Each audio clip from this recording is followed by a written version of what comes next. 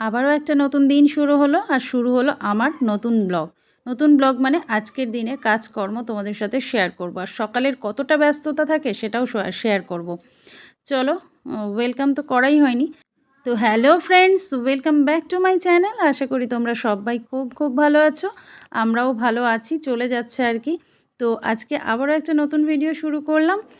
তো সঙ্গে থেকো, দেখতে থেকো। সকালবেলা চা করছি, চা তাও আমি একা খাবো, মায়ের খাওয়ার টাইম নেই, মা চলে গেছে। আর এই হলো মা চলে গেছে মানে স্কুলে চলে গেছে। সকালবেলা স্কুল তো, ওই জন্য খুব অসুবিধা হচ্ছে, ভীষণ অসুবিধা হচ্ছে সমস্ত কাজ ম্যানেজ করতে। তো চা খাওয়ার আগে আমি আমার ওষুধ, আগে ছিল একটা, এখন হয়ে গেছে দুটো। সকালবেলা দুটো ওষুধ জল দিয়ে গিলে টিলে নিয়ে তারপরে চাটা খাবো। খুবই কষ্ট হয় আমার ওষুধ খেতে। তো এখন তো খেতেই হবে, কিছু করার নেই। শরীরে রোগ বাঁধলে ওষুধ তো আর না মানে খাবো না বললে চলবে না, কষ্ট হলেও খেতে হবে, রোগ তো সারাতে হবে, তাই না? দীর্ঘদিন ধরে বেশ একটু অসুস্থ আছি, তবে অসুস্থতাটা সেইভাবে প্রকাশ পাচ্ছে না, তো মানে তোমাদের সামনে আসছে না। তো এই নিয়েছি চা, লাল চা আর দুটো বিস্কুট। আমার আবার চায়ের সাথে বিস্কুট না হলে চলে না, এটা তোমরা বেশ অনেকেই জানো। অনেকে যেমন শুধু চা খায়, আমি শুধু চা খেতে পারি না, আমার বিস্কুট লাগে। সেটা সকালবেলা চা খাই, বিকেলবেলা চা খাই, আমি তো চা এমনি দুবারই খাই, তাছাড়া খাই না। তো যখনই খাই আমার একটু বিস্কুট লাগে, সে একটা বিস্কুট হলেও হয়। চলো, তারপরে একটু ঘরদোর ঝাঁট দিয়ে নিচ্ছি। ঘরদোর ঝাঁট দেওয়াটা একটা বিশাল কাজ, আর বীভৎস গরম লাগছে, মানে কি বলবো। ঘরদোর ঝাঁট দিতে গিয়ে একরকম স্নান হয়ে যাচ্ছি আমি। আর তাড়াহুড়ো করছি, কারণ হলো ছেলেকে নিয়ে স্কুলে যেতে হবে। গাড়ি টাড়ি নিচে নামিয়ে দিয়েছি, ছেলেকে নিয়ে স্কুলে যাব। তারপরে স্কুল থেকে এসে বাদবাকি কাজ করব, কারণ ওরও স্কুলের টাইম হয়ে যাচ্ছে। তো জানি না আজকে বৃষ্টি হবে কি না, খবরে বলছিল বৃষ্টি হবে, যদি হয় তো খুব ভালো হবে, আর না হলে তো কালোই হবে, কিছু বলার নেই। তো ঘরদোরগুলো ঝাঁট দিয়ে নেব, নিয়ে তারপরে ভাবছি একটু গা ধোবো, কিন্তু জানি না গা ধোয়ার টাইম পাবো কি না। মানে অলরেডি ঘেমে নিয়ে স্নান হয়ে গেছি, এটাই এক প্রকার হয়তো আমার স্নান কপালে থাকবে, আর জলে স্নান হবে না। যাই হোক, ঝাঁটটা না দিয়ে ঘর থেকে বেরোতে কেমন লাগে, তো ঝাঁট দিয়ে নিচ্ছি। মোছা টোছা এখন আর হবে না, পরে হবে। আগে ঝাঁটপাট দিয়ে নেব, নিয়ে তারপরে ওই দেখতে পাচ্ছ বাইরে গাড়ি রাখা আছে, তো গাড়িটা নামিয়ে নিয়েছি, নিলে ঝাঁটটা দিতে ভালো করে মানে সুবিধা হয়, না হলে তো এই জায়গায় স্পেস থাকে না, সেই জন্য। আর গাড়িটা মানে কি বলবো, সকালবেলা সারা রাত অফ থাকে, তো সারা রাত বলতে কি, এখন গাড়িটা বেশি চলেও না, আমি যেটুকু একটু চালাই।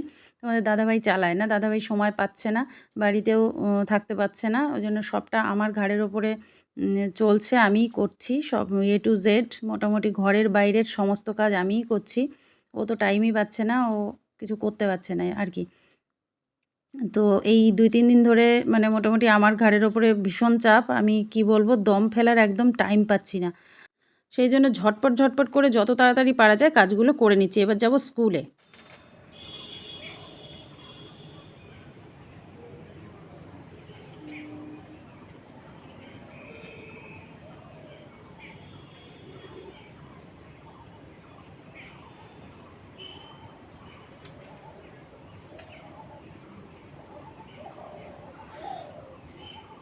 স্কুল থেকে এসে গিয়েছিলাম ছেলের স্কুলে, ছেলেকে দিতে। সেখান থেকে এসে খানিকটা কাজকর্ম করে নিয়ে স্নান করে নিলাম। আমি ঠাকুরের বাসন মাজবো, তারপরে গিয়ে অন্য কাজ। কেচেও নিলাম খানিকটা। হাঁপিয়ে গেছি, পাচ্ছি না, আজকে আবার একটু তাড়াতাড়ি ছুটি হবে, তো জানি না কখন কী করবো, ওই জন্য আরও তাড়াতাড়ি করছি।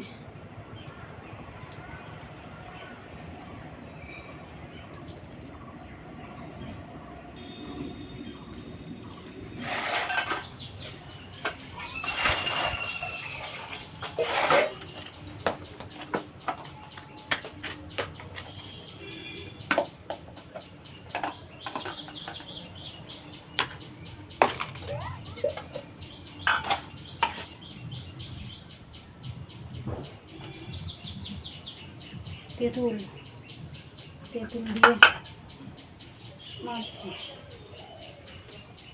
তেঁতুল আর বালি মাটি। আজকে ওয়েদারটা মনে হচ্ছে বৃষ্টি হতে পারে, হলে ভালো হয়। আর তাড়াহুড়ো করে পাচ্ছি না।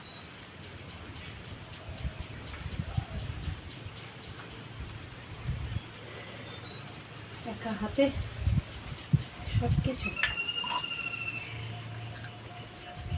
বিছানা তোলা, ঝাঁট দেওয়া, সকালের টিফিনটা সকাল সকাল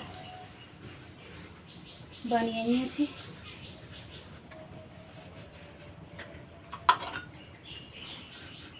কিন্তু ওই শুধু রুটি করেছি, রুটির সাথে কি করবো এখনো জানি না, পরে ভাববো। আর কিছু না পেলে গুড় আছে, গুড় দিয়ে খেয়ে নিই। পিতল কাঁসার বাসন মাজতে গেলে বিশাল ঝামেলা।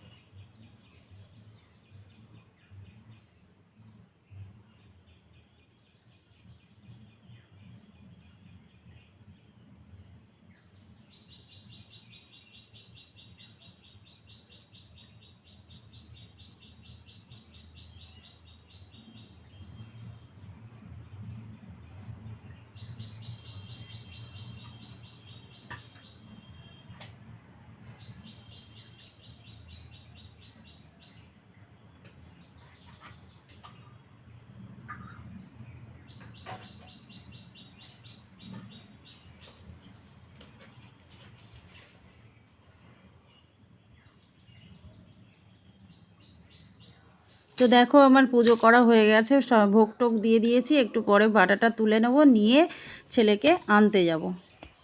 দেখো আমি রেডি হয়ে নিচ্ছি ছেলেকে স্কুল থেকে আনার জন্য। আর এই দেখো আমি একটা ছেঁড়া জামা পরেছি, দুটো হাতই ছেঁড়া। এবার তোমরা বলবে কেন পরেছো ছেঁড়া জামা? সময় পাচ্ছি না ভাই সেলাই করার, একদম টাইম নেই। সকাল থেকে নাকে দড়ি দিয়ে ঘুরছি। পুজো টুজো করে এসে জাস্ট একটুখানি ফ্যানের তলায় বসেছিলাম, দেখলাম যে টাইম হয়ে গেছে। আর চারিদিকে একা তো, বেরোতে গেলে চারিদিকে তালা তুলে দিয়ে তারপরে বেরোতে হয়, খুব সমস্যা। সকালবেলা তো মেয়েদের কাজ থাকে কতটা জানোই, সেই জন্য একদমই। তারপরে তো বাড়ি এসে রান্না বান্না সব কিছুই আছে, সময় পাচ্ছি না। এবার তোমরা বলবে যে তাহলে পরেছো কেন ওই জামাটা? অন্য জামা পরলেই পারতে। এই জামাটা না গরমে আরাম লাগে, 100 টাকার জামা তো, মনে আছে সেই 100 টাকার কুর্তি কিনেছিলাম, সেই 100 টাকার কুর্তিটা। 100 টাকার দাম, সাইডে তো কাপড় নেই এখানে, তো আর কতই বা ব্যাকআপ দেবে, তাই না? সেই জন্য। আর বাইরে মেঘ ডাকছে হালকা করে, বৃষ্টি আজকে আসতে পারে, মানে আজকে হয়তো ভাগ্য খুলতে পারে, জানি না। ছেলেটাকে নিয়ে আসি তাড়াতাড়ি, তারপরে যেন বৃষ্টিটা আসে না, মাও যেন বাড়ি চলে আসে। তার মধ্যে বৃষ্টি আসলে খুব কেলেঙ্কারি হয়ে যাবে। ছাদে এক কারি জামা কাপড় মেরেছি তো সমস্যায় পড়ে যাবো। এখনও গাড়িতে তেল ভরতে হবে, তেলটা শেষ হয়ে গেছে। পেট্রোল পাম্প অবধি যাওয়া হচ্ছে না যে একসাথে একটু বেশি করে তেল ভরবো। মানে কি বলবো তোমাদের, আমি না নাজেহাল হয়ে যাচ্ছি আর কি। চারিদিকে করতে এদিকে জল ফুরিয়ে গেছে, জল আনতে হবে। দাদাভাই বাড়িতে নেই, সেই জন্য আমাকেই সব কিছু করতে হচ্ছে। আর সকালবেলা মাও বাড়িতে নেই, যার জন্য সেদিকটাও করতে হচ্ছে।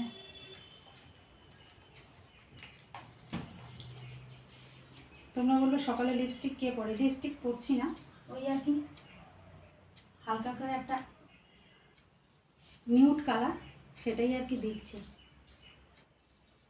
কেলে ঠোঁট তো ভালো লাগে না দেখতে।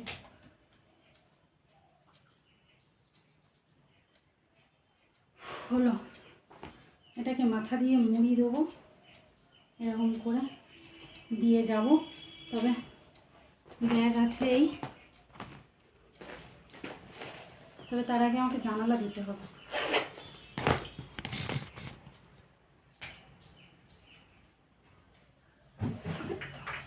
যদি বৃষ্টি আসে তাহলে আবার ভিজে যাবে।